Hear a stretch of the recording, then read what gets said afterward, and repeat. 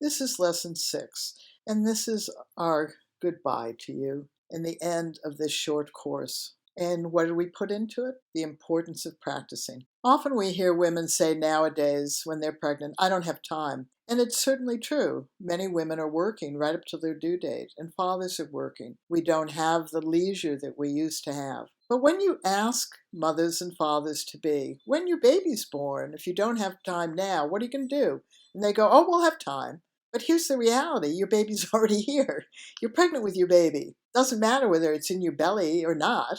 Your baby's here, which means you need to find some time. Now, in 1970, when I gave birth, there were no choices, so we didn't spend any of our time trying to research the pros and cons of any medical assessment, monitoring, or procedure, what are now called interventions.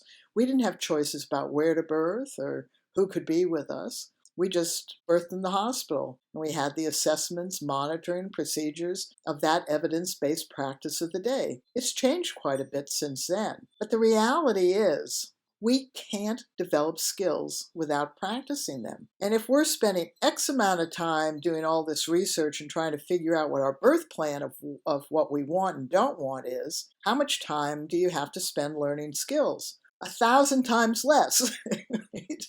You only need to spend 5, at the most 15 minutes a day for the last 16 weeks of your pregnancy to learn skills. That's compared to the hours that you look on the internet to find out about the risks of this or that, or what are the benefits of this or that. So in fact, learning skills takes infinitely less amount of time. Why do you think we develop them?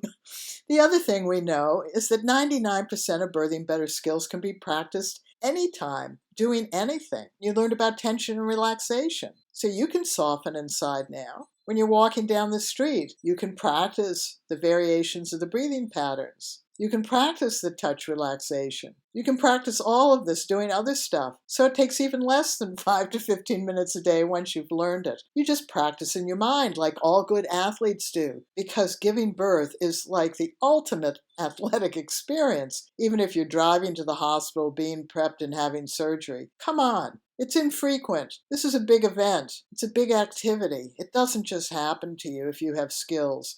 You work through it. So you want to practice, and then, particularly birth coach, listen up. You want to make certain she uses her skills. And if you see that she doesn't, you're going to see her looking and sounding as though she's out of control. That's the final word. Take care.